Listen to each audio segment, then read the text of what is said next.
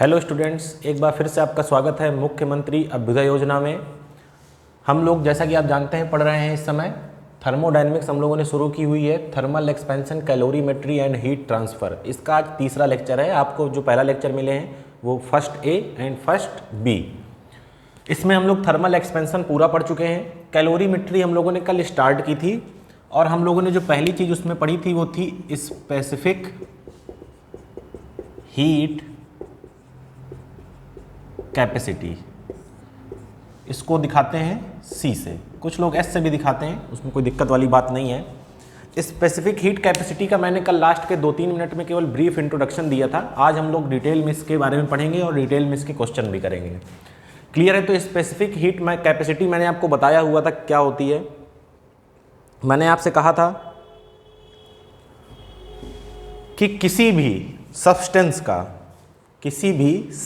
का temperature, substance कितना हो, 1 ग्राम हो, उसका टेम्परेचर अगर आपको 1 डिग्री सेल्सियस बढ़ाना है तो आपको कुछ ना कुछ हीट चाहिए होगी। वही जो हीट है आपकी वो क्या है? Specific heat capacity. मतलब heat required to raise temperature of 1 gram substance by 1 degree Celsius is known as specific heat capacity. चलिए इसको लिख लेते हैं। क्या बताया भाई? Amount of heat required to raise the temperature of, क्या लिखना है?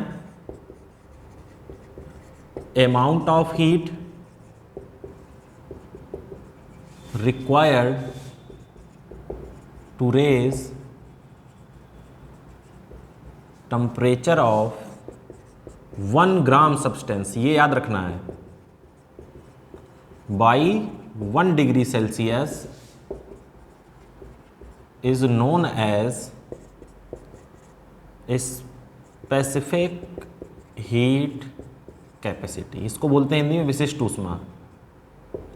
क्लियर है? कुछ जैसे मान लीजिए आपका वाटर है, तो वाटर के लिए जो स्पेसिफिक हीट कैपेसिटी है वो है 4.2 जूल पर ग्राम डिग्री सेल्सियस। अब यहीं से आप समझ सकते हैं पर ग्राम डिग्री सेल्सियस मतलब 1 ग्राम और 1 डिग्री सेल्सियस। तो 1 ग्राम वाटर यानी कि जल का तापमान 1 डिग्री सेल्सियस बढ़ाने के लिए कितनी ऊष्मा चाहिए? 4.2 जूल ऊष्मा चाहिए। वही ऊष्मा क्या है आपकी? विशिष्ट ऊष्मा। बात क्लियर है? अगर मैं कॉपर की बात करूं तो सी कॉपर ये होती है 0.4 जूल पर ग्राम डिग्री सेल्सियस। मतलब 1 ग्राम कॉपर का टेम्परेचर 1 डिग्री सेल्सियस बढ़ाने के लिए कितनी ऊष्मा चाहिए? 0.4 जूल, और यही क्या है इसकी? विशिष्ट ऊष्मा। क्लियर है बात? अब देखिए कुछ चीज़ और यहाँ पर हम लोग को जानना जरूरी है विशिष्ट ऊष्मा के बारे में ही, कि विशिष्ट ऊष्मा अगर ज़्यादा है, विशिष्ट ऊष्मा अगर कम है।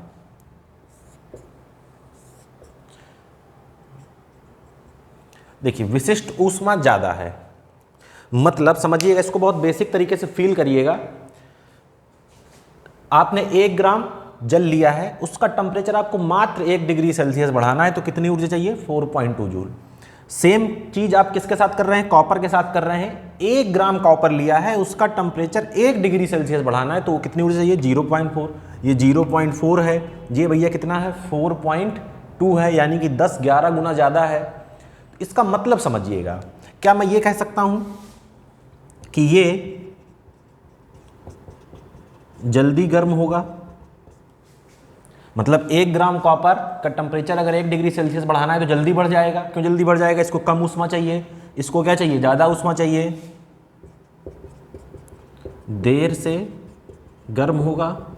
और इसी का अगर रिवर्स प्रोसेस करेंगे, किसी से ऊर्जा लेनी है, उसका टेम्परेचर 1 डिग्री सेल्सियस घटाना है, तो सेम चीज़ होगी। तो ये जल्दी गर्म भी होगा और जल्दी ठंडा भी होगा। क्यों? जैसे ही आपने 1 ग्राम कॉपर से उसका टेम्परेचर 1 डिग्री सेल्सियस कम किया, उसके लिए क्या करना पड़ेगा? केवल इतनी अगर हमने उससे ऊष्मा हटा ली तो उसका टेम्परेचर 1 डिग्री सेल्सियस कम हो जाएगा। ये देर से गर्म होगा, देर से ठंडा होगा, देर से गर्म होगा, देर से ठंडा होगा। एक तो तरीका ये हो गया। दूसरा तरीका, अगर मैं पूछूं गुड कंडक्टर कौन है इनमें से, अच्छा चालक कौन है, तो देखिए अच्छा चालक क्या होता है, जो अपने से, अगर आप इलेक्ट्रिक वाले पोर्शन में जाएंगे तो जो करंट को क्या कर दे, आसानी से पास कर दे, करंट को अपने में एब्जॉर्ब ना करे, जो हीट को ज्यादा एब्जॉर्ब ना करके उसको क्या कर दे, पास कर दे। इसका टेम्परेचर 1 डिग्री सेल्सियस बढ़ना था, इसने कहा यार हमको केवल 0.4 दे दो, बाकी ठीक है हम काम कर देंगे तुम्हारा, मतलब कम ऊष्मा में इसने काम कर दिया।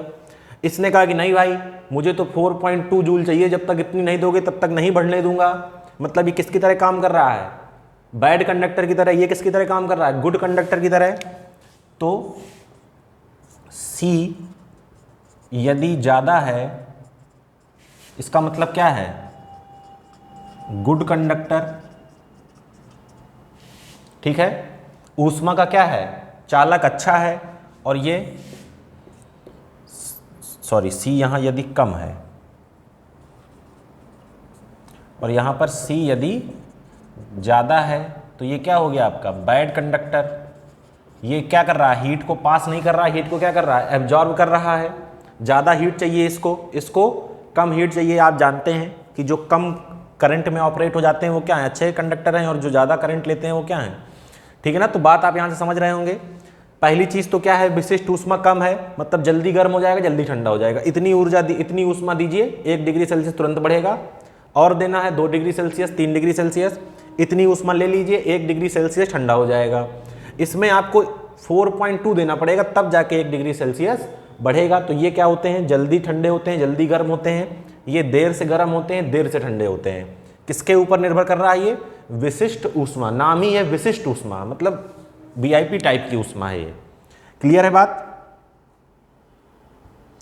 अब बात आती है कि इसका फॉर्मूला क्या है। तो इसका जो फॉर्मूला होता है, आप यहीं से फॉर्मूला बना सकते हैं, C बराबर Q upon M delta T। M क्या है, मास, डेल्टा T क्या है, टेम्परेचर डिफरेंस। डेल्टा T की वैल्यू जो है हमेशा क्या लेनी है, आपको पॉजिटिव लेनी है। मतलब जैसे उसने कहा 0 से 20 बढ़ा दिया तो भी 20 होगा, अगर कह रहा है 20 से 0 घटा दिया तो भी 20 होगा, ठीक है ना, -20 नहीं होगा। अब देखिए, अगर आपने मास को यूनिट कर दिया, टेम्परेचर को क्या कर दिया, यूनिट कर दिया, मतलब 1 डिग्री सेल्सियस को 1 ग्राम कर दिया, तो Q किसके बराबर हो जाएगा, C के बराबर हो जाएगा। यही तो परिभाषा है, amount of heat required to reach temperature of 1 gram substance by 1 degree Celsius. मतलब M कितना हो गया, 1 ग्राम, डेल्टा T कितना हो गया, 1 डिग्री सेल्सियस। तो दिस इंप्लाइज क्या हो गया, C बराबर Q। क्लियर है ना बात। जो Q का आपको फॉर्मूला मोस्टली यूज करना है वो इस फॉर्म में यूज करना है, Q बराबर MC डेल्टा T। कई लोग इस C की जगह S यूज करते हैं, तो MS डेल्टा T। बात क्लियर है।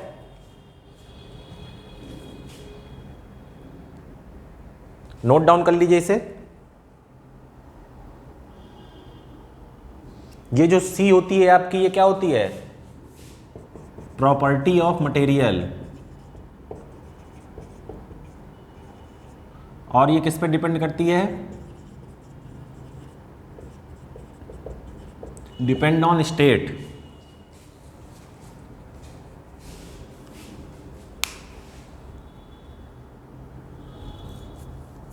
नोट डाउन करिए इसे।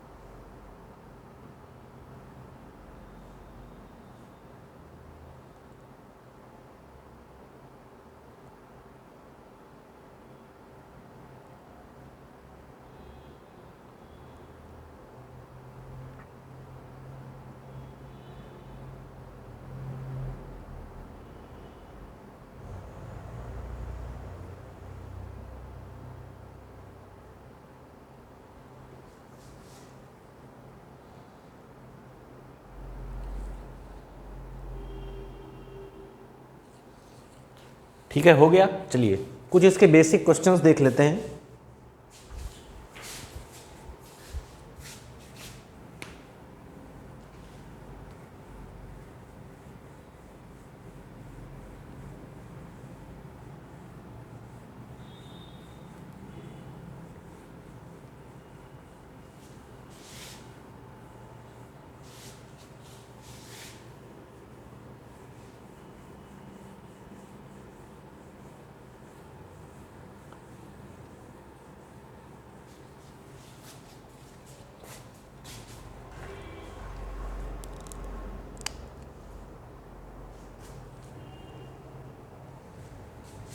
Question, find the amount of heat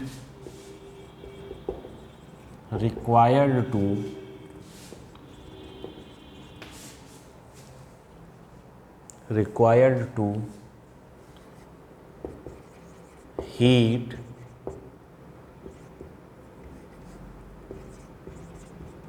2 gram water from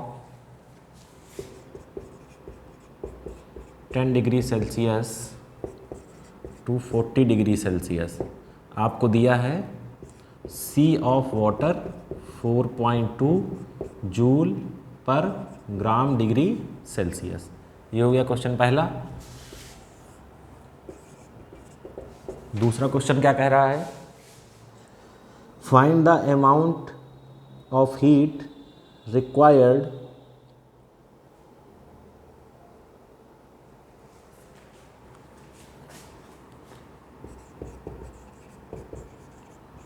find the amount of heat released when 2 gram water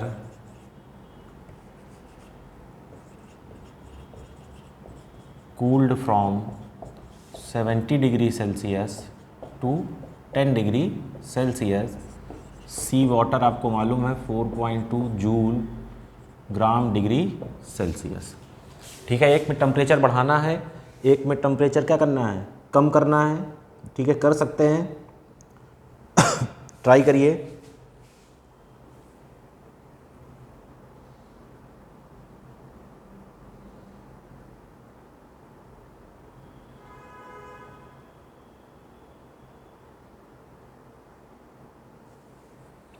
ठीक है ना, तो क्या करेंगे, फॉर्मूला लगाना है अपने को, कुछ नहीं करना। क्या होता है, Q बराबर mc डेल्टा T। m कितना है 2, C कितना है 4.2 और डेल्टा T कितना है 40 माइनस 10, तो 2 4.2 और ये कितना हो जाएगा 30 हो जाएगा। ठीक है, तो ये कितना हो गया आपका 8.4 इंटू 30, जीरो और डेसिमल क्या हो जाएंगे, कैंसिल हो जाएंगे। कितना हो गया 3 इंटू 4 कितना हो गया 12, तो 252 जूल। ठीक है, यहां देख लीजिए Q बराबर कितनी एनर्जी रिलीज होगी, mc डेल्टा T। m2 है, ये 4.2 है, ये कितना हो जाएगा 70 माइनस 10, तो 2 4.2 इंटू 60। ठीक है, तो देखिए कितना हो गया, ये इसका जस्ट डबल आना चाहिए मेरे समझ से। कितना हो गया 8.4 इंटू, तो डेसिमल और ये जीरो कैंसिल, तो 84 इंटू 6, तो 6 4 ज़ा 24 और 6 8 जा 48 और ये कितना हो जाएगा आपका 504 जूल।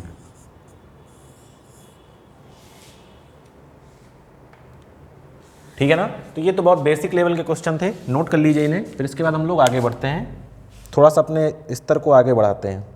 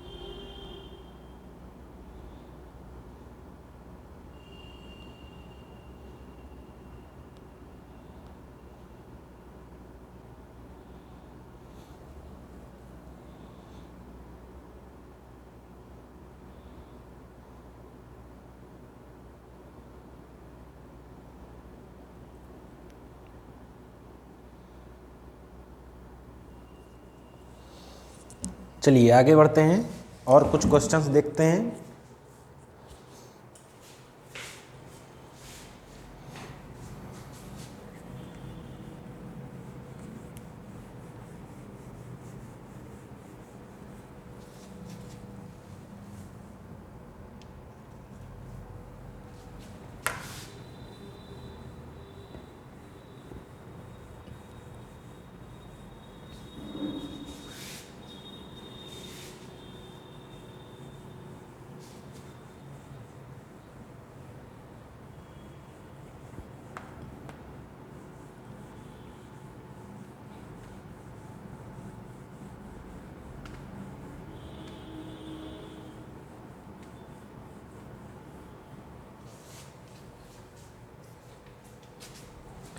देखिए क्या कह रहा है question.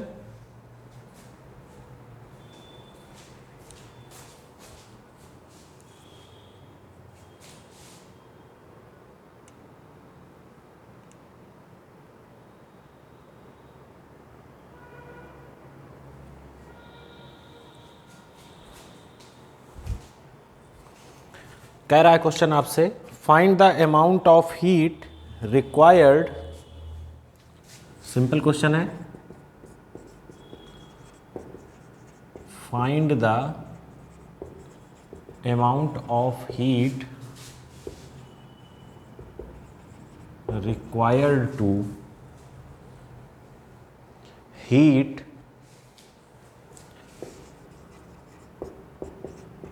10 gram ice from -20 degree Celsius to 0 degree Celsius.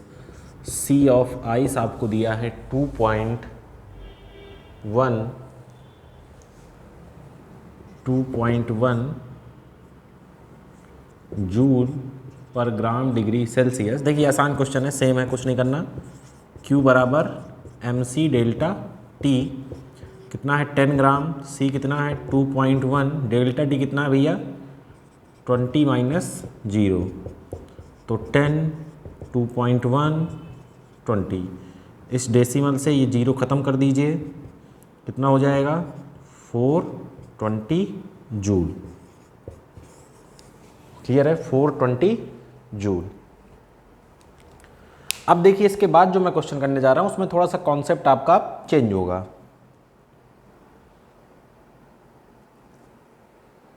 इसको नोट कर लीजिए फटाफट।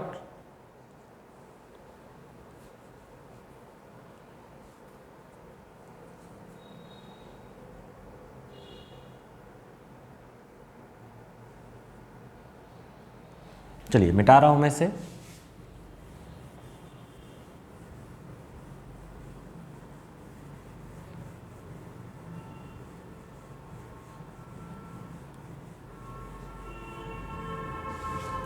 देखिए क्वेश्चन आपसे क्या कह रहा है, a heater gives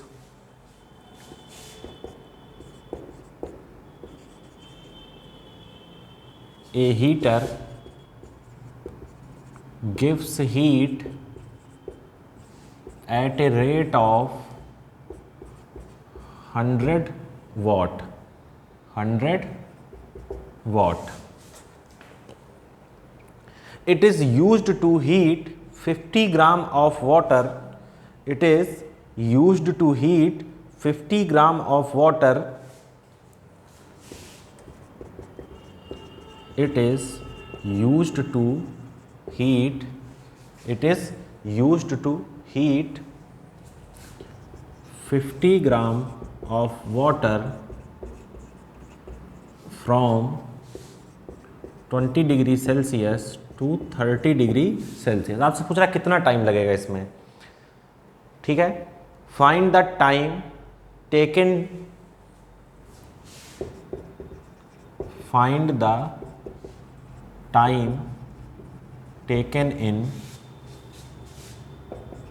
in the process, ठीक है। CW आप जानते हैं कितना होता है 4.2 जूल पर ग्राम डिग्री सेल्सियस। आपसे कह रहा है एक हीटर है, सब लोग जानते हैं पानी का हीटर हमने देखा होगा। हीटर से क्या करते हैं हम लोग, पानी गर्म करते हैं। तो कह रहा है वो हीटर जो है वो 100 वाट का हीटर है, हम लोग जो घर में इमर्सन रॉड जिसे बोलते हैं 1000 वाट, 1500 वाट और 2000 वाट की आती हैं, 100 वाट की है। कह रहा 50 ग्राम पानी है हमारे पास, वाटर है, उसको हीट करना है इसी हीटर से कितने डिग्री सेल्सियस से, 20 से 30। तो पूछ रहा है कितना समय लगेगा ये करने में। भाई आप हीटर लगाते हैं तो कुछ समय बाद पानी गर्म होता है ना, आप तो सीधे सीधे बहुत ज़्यादा पानी बाल्टी में रख के गर्म करते हैं। तो आपसे पूछ रहा है कितना टाइम लगेगा। क्लियर है? तो देखिए जो यहाँ पर कॉन्सेप्ट लगना है वो क्या लगना है कि जो हीट हीटर देगा वो हीट कौन लेगा, वाटर लेगा। तो क्या होगा, heat given by heater is equal to heat absorbed by water. Heat given by heater is equal to heat absorb by water. अब बात आती है कि हीट गिवन बाय हीटर कितनी होगी।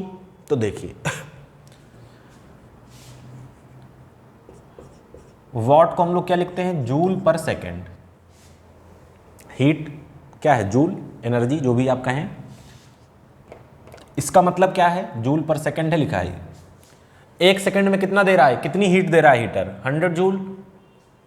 इससे समझिए एक सेकेंड में 100 जूल, 2 सेकेंड में 100 इंटू 2 जूल, 3 सेकेंड में 100 into 3 joule.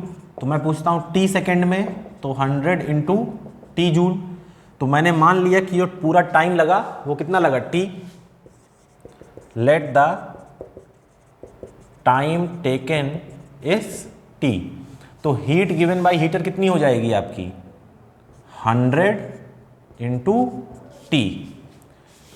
Heat absorb by water कितनी होगी, mc डेल्टा टी। 100 टी आपको निकालना है, m कितना है भैया 50, c कितना है 4.2, डेल्टा टी कितना हो जाएगा 30 माइनस 20। तो देखिए ये 50 और ये 2 कितना आया, 2t बराबर 4.2 इंटू कितना हो जाएगा यहाँ पर 10 हो जाएगा। इस जीरो से ये डेसिमल ख़त्म हो जाएगा तो t कितना आएगा 21 सेकेंड। अगर आप इस तरह नहीं करना चाहते तो आप जानते हैं, क्या जानते हैं कि पावर क्या होता है, W/T होता है ना, तभी तो आया था ये जूल पर सेकेंड। तो W क्या हो जाएगा, पावर इंटू टाइम, और ये वर्क डन ही किस में कन्वर्ट हो रहा है आपका, हीट में। तो Q कितना हो गया आपका P इंटू टी। तो ये किसकी है Q, हीटर की।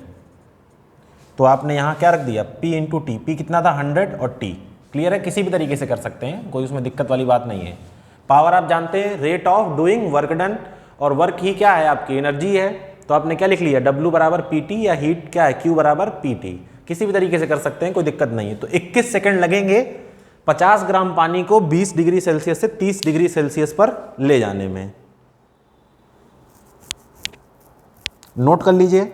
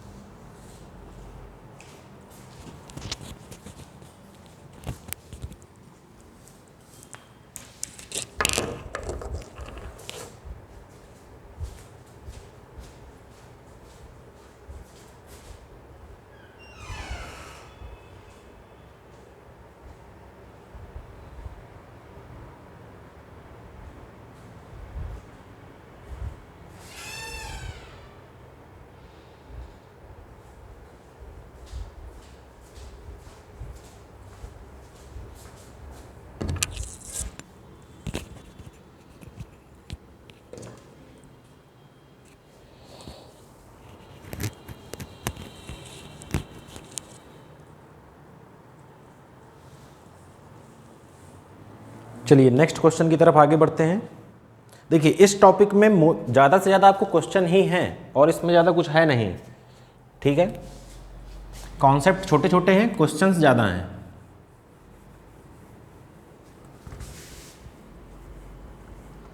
अभी हम लोग सिंगल सब्सटेंस वाले क्वेश्चन कर रहे हैं, इसके बाद हम लोग करेंगे मिक्सचर वाले क्वेश्चन।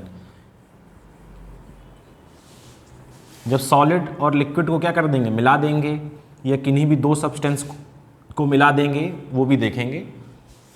प्रिंसिपल ऑफ कैलोरीमेट्री पर बेस्ड होते हैं वो क्वेश्चंस, देखते हैं अभी।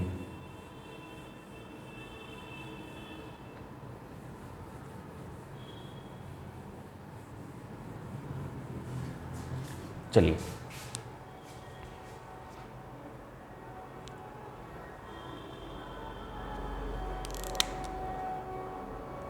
क्वेश्चन कह रहा है a refrigerator extracts energy at a refrigerator extracts energy at 100 watt, ठीक है। कह रहा how much time will it take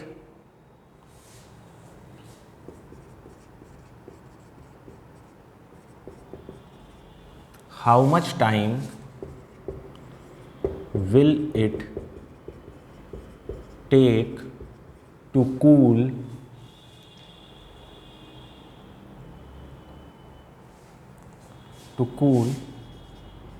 100 gram juice having a specific heat capacity 4.2 joule gram per Celsius, ठीक है। कह रहा है एक रेफ्रिजरेटर है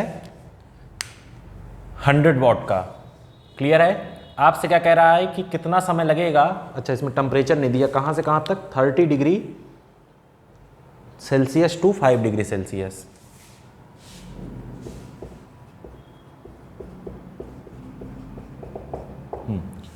एक जूस है जिसको 30 डिग्री सेल्सियस से 5 डिग्री सेल्सियस तक क्या करना है, कूल करना है। तो बताइए कितना समय लेगा। 100 ग्राम आपके पास जूस है। देखिए सीधी सी बात है, किसी चीज़ को हीट करना है, गर्म करना है, ऊष्मा दे दीजिए, एनर्जी दे दीजिए। किसी चीज़ को ठंडा करना है तो उसकी ऊष्मा निकाल लीजिए। तो रेफ्रिजरेटर क्या करता है, ऊष्मा निकाल लेता है। तो देखिए काम वही है, हीट एक्सट्रैक्ट्स बाई रेफ्रिजरेटर या heat absorb by refrigerator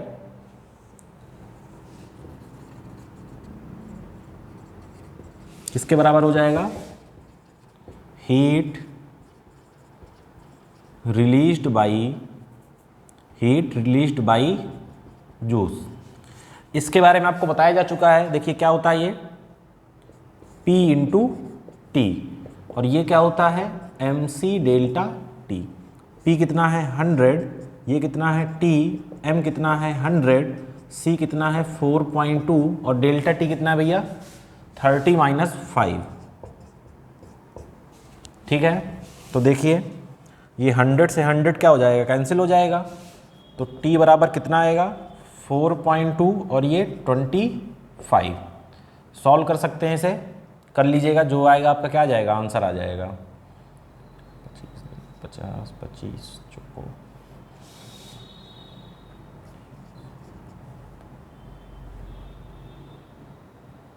105 second.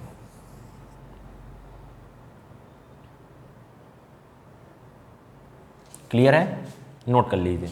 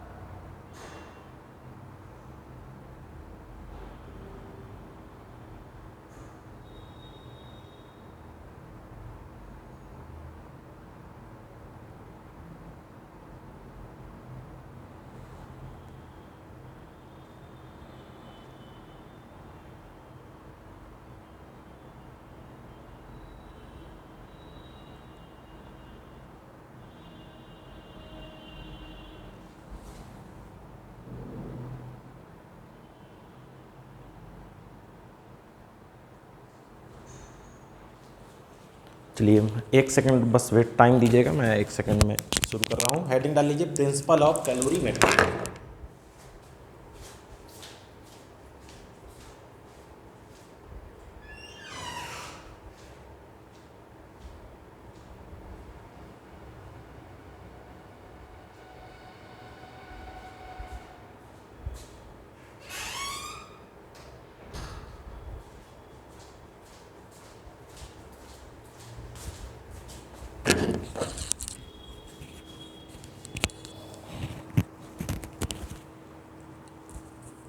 चलिए शुरू, हेडिंग दीजिए प्रिंसिपल ऑफ कैलोरीमेट्री, कैलोरी मिति का सिद्धांत, हिंदी है इसकी।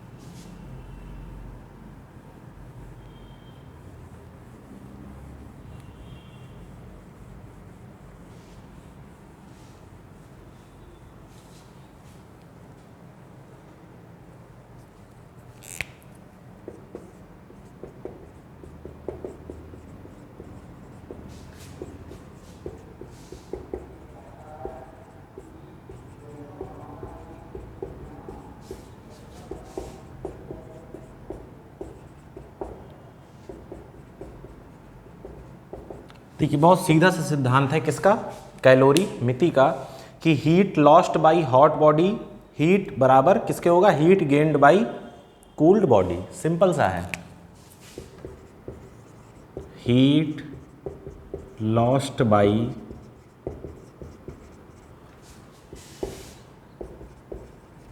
Heat gained by cold body. Hindi में से क्या कहते हैं, गर्म वस्तु द्वारा दी गई ऊष्मा बराबर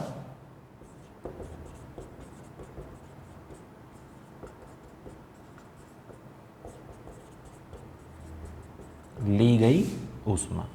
ये क्या है आपका कैलोरी मिति का सिद्धांत, किस पर आधारित है, based on conservation, based on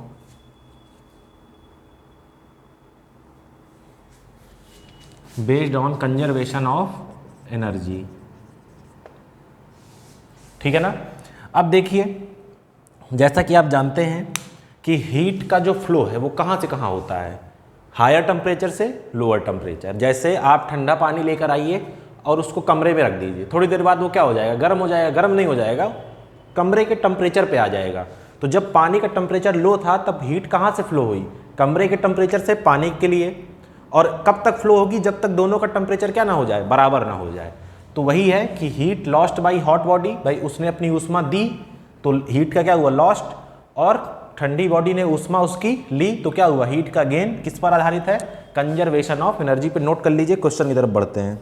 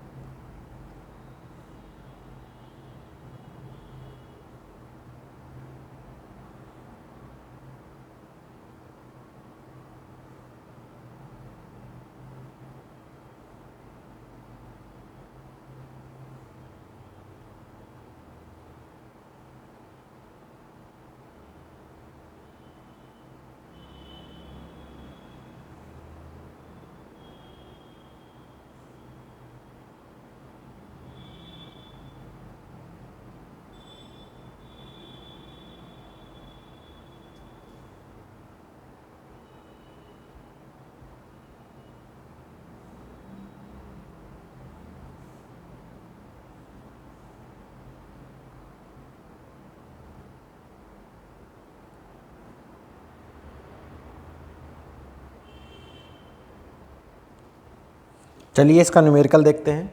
इसके न्यूमेरिकल देखिए, जो मैं आपको कॉन्सेप्ट बताऊंगा उस कॉन्सेप्ट को आपको पकड़ के चलना है, हर जगह वही काम आएगा, हर बार उसी को अप्लाई करना है, ठीक है।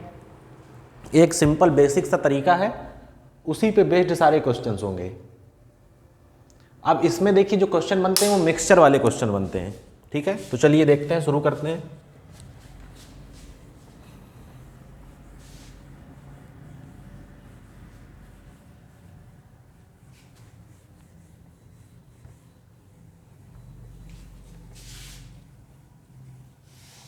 चलिए क्वेश्चन आपसे कह रहा है 10 gram water at 80 degree Celsius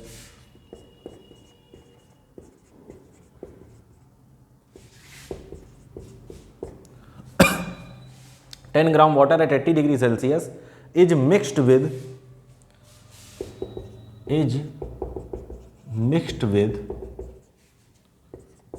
50 gram copper at 10 degree Celsius,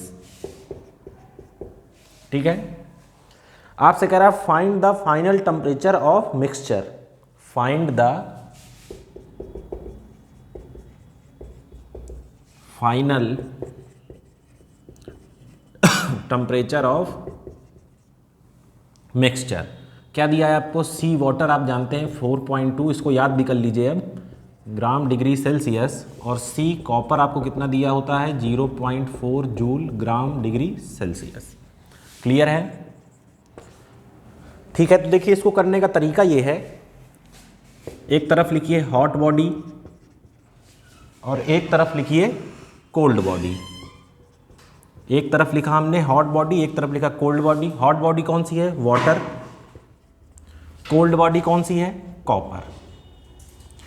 water का आपको क्या दिया हुआ है? मास दिया हुआ है, कितना है? 10 ग्राम। कॉपर का भी मास दिया हुआ है, कितना है? 50 ग्राम। और क्या दिया हुआ है? इसके लिए आपको CW कितना दिया है? 4.2, ठीक है ना। और इसके लिए C कितना दिया हुआ है आपको? 0.4, ठीक है। इसका आपको टेम्परेचर दिया हुआ है, कितना? 80 डिग्री सेल्सियस। और इसका टेम्परेचर आपको दिया हुआ है 10 डिग्री सेल्सियस। तो अब देखिए कैलोरीमिति का सिद्धांत, यानी कि प्रिंसिपल ऑफ कैलोरीमेट्री क्या कहता है कि ऊष्मा कहाँ से प्रवाहित होगी? उच्च ताप से निम्न ताप, मतलब हॉट बॉडी से कोल्ड बॉडी। तो इस वाटर से हीट निकलना स्टार्ट करेगी, कहाँ जाएगी? कॉपर के पास। तो देखिए आपसे पूछ रहा है कि फाइनल टेम्परेचर क्या है, तो होगा क्या? इसका टेम्परेचर डाउन होगा, किसका? हॉट बॉडी का। और कोल्ड बॉडी का टेम्परेचर क्या होगा? राइज होगा। कब तक ऐसा होगा? जब तक दोनों का टेम्परेचर क्या ना हो जाए? बराबर ना हो जाए। तो हमने मान लिया कि टेम्परेचर बराबर होने के बाद का जो टेम्परेचर है वो थीटा है। हमने मान लिया कि जो फाइनल टेम्परेचर मिक्सचर का है वो थीटा है। इसी थीटा की हमको वैल्यू निकालनी है। तो फिर से वही कॉन्सेप्ट, प्रिंसिपल ऑफ कैलोरीमेट्री क्या कहता है? Heat lost by hot body, heat gained by cold body. Heat होती क्या है आप जानते हैं? M वाटर के लिए लिख रहे हैं, M C वाटर के लिए, और डेल्टा T यहाँ पर कॉपर के लिए, C कॉपर के लिए, डेल्टा T। अब देखिए डेल्टा T का जो कॉन्सेप्ट है उसको समझिएगा। MW रहने दीजिए, CW रहने दीजिए, डेल्टा T। अब ध्यान दीजिएगा, इसका टेम्परेचर क्या हो रहा है? घट रहा है। इसका टेम्परेचर क्या हो रहा है? घट रहा है। पहले कितना था? 80, अब कितना हो गया? कम होके कितना हो गया है? थीटा। 80 था पहले, अब कुछ कम हुआ होगा, वो कम होके किसको मिलेगा? इसको मिलेगा, तो कम हो गया टेम्परेचर। और मैंने आपको पहले बताया था कि डेल्टा T हमेशा कैसा रहेगा? पॉजिटिव। तो क्या करेंगे? 80 माइनस थीटा। इधर आ जाइए, कॉपर का मास, कॉपर की स्पेसिफिक हीट डेल्टा T। अब देखिए इसका टेम्परेचर 10 डिग्री पहले था, लेकिन अब इसका टेम्परेचर क्या होगा? बढ़ेगा, क्योंकि यहां से ये क्या ले रहा है? हीट। तो ये थीटा यानी कि बड़ा हो जाएगा, तो थीटा माइनस 10। चलिए वैल्यू रख दीजिए। MW कहाँ गया? वाटर 10। C कितना होता है? 4.2। कितना है? 80 माइनस थीटा, और यहाँ कितना है? MC कितना है 50, ये कितना है 0.4 और यहाँ कितना हो जाएगा थीटा माइनस 10। सब कुछ आपको दिया हुआ है, थीटा आपका वेरिएबल है, वैल्यू आप फाइंड कर सकते हैं, कैलकुलेट कर लीजिएगा, आपका क्या आ जाएगा, आंसर आ जाएगा। ठीक है ना, कॉन्सेप्ट समझिए, रटने की जरूरत नहीं है। एक तरफ हॉट बॉडी का कॉलम बनाइए, एक तरफ कोल्ड बॉडी का, जो जो दिया है वो लिख लीजिए। इसका टेम्परेचर इनिशियल कितना दिया है 80, इसका टेम्परेचर कितना दिया है 10 डिग्री। हीट कहाँ से ट्रांसफर होती है, हॉट बॉडी से कोल्ड बॉडी में, तो कहाँ से जाएगी, वाटर से कॉपर के लिए। मान लीजिए कि जो फाइनल टेम्परेचर है वो कितना है थीटा। अब इसका टेम्परेचर कम हुआ होगा, कम होके कितना पहुंचा है थीटा। इसका टेम्परेचर ज़्यादा हुआ है, ज़्यादा होके कहाँ पहुंचा है थीटा। डेल्टा टी क्या बताता है, चेंज इन टेम्परेचर। तो इसके लिए क्या लिखा 80 माइनस थीटा, इसके लिए क्या लिखा थीटा माइनस 10। 80 माइनस थीटा क्यों, क्योंकि 80 ज़्यादा बड़ा है और थीटा क्या है छोटा है। आपको कौन सा टेम्परेचर लेना है, केवल ये डेल्टा टी कैसा होना चाहिए, पॉजिटिव। यहाँ पर इसका टेम्परेचर बढ़ा होगा, बढ़ के कितना हो गया थीटा माइनस 10। सब वैल्यू आपको दी हुई है, सॉल्व कर लेंगे, क्या मिल जाएगा आपको, थीटा मिल जाएगा, नोट कर लीजिए।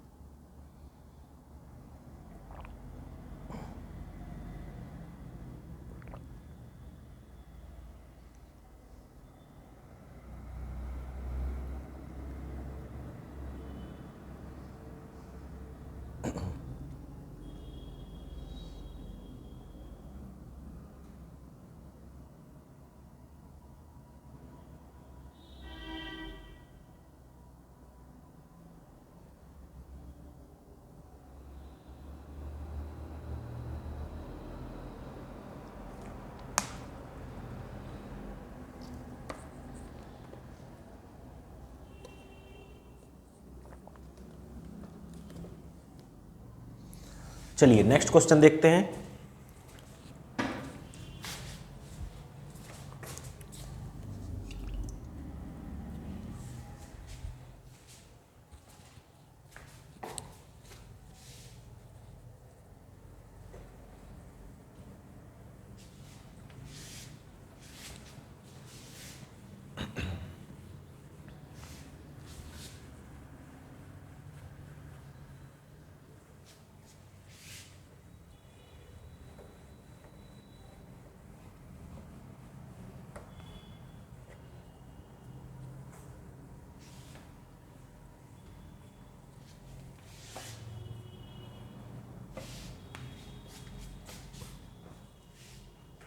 देखिए क्वेश्चन क्या कह रहा है, 20 gram of solid at 20 degree Celsius. 20 gram of solid at 20 degree Celsius is mixed with 100 gram of cold water at 5 degree Celsius, at 5 degree Celsius. फिर आगे कह रहा है if final temperature of mixture is, if final temperature of mixture is 10 degree Celsius, find specific heat capacity of solid. Water की आप जानते हैं कितनी होती है 4.2 जूल ग्राम डिग्री सेल्सियस। ठीक है, फिर से वही काम करना है, एक तरफ लिखिए हॉट बॉडी, एक तरफ कोल्ड बॉडी। हॉट बॉडी आपकी कौन सी है? सॉलिड। कोल्ड बॉडी कौन सी है? वाटर। इसके लिए आपको m दिया है, कितना है? 20 ग्राम। इसके लिए ये m क्या है? सॉलिड, और ये m क्या है? वाटर। ये कितना दिया है आपको? 100 ग्राम। उसके बाद आपको क्या दिया है? इसके लिए आपको सॉलिड के लिए C जो है वो फाइंड करना है, और वाटर के लिए जो C है वो 4.2 दिया हुआ है। इसका टेम्परेचर कितना है? 20 डिग्री सेल्सियस। इसका टेम्परेचर कितना है? 5 डिग्री सेल्सियस। फाइनल टेम्परेचर जो थीटा होता है वो कितना दिया हुआ है? 10 डिग्री सेल्सियस। तो वही काम लगा करना है क्या? By principle of calorimetry, heat lost by solid is equal to heat gained by water. ये कितना हो जाएगा? m delta t। ये कितना हो जाएगा? Delta t। ठीक है, अब देखिए इधर m सॉलिड कितना है? 20। c सॉलिड आपको निकालना है, delta t 20 minus 10 is equal to, इधर देख लीजिए m वाटर कितना है? 100। c वाटर आप जानते हैं 4.2 होता है, और ये कितना हो जाएगा? 10 माइनस 5। तो देखिए 20 इंटू CS इंटू 10, ये कितना हो गया? 100 4.2 इंटू 5। ठीक है, तो देखिए 20 से ये कटा 5 और ये कटा 2, तो 2CS कितना आया? 5 इंटू 4.2, तो CS कितना आ गया? 5 4.2 अपॉन 2, 2 से ये कटेगा कितना हो जाएगा? 2.1, और ये कितना हो जाएगा? 10.5। क्या हो जाएगा? Joule gram degree Celsius. Solid के लिए क्या आ गई है? स्पेसिफिक हीट कैलकुलेशन चेक कर लीजिएगा।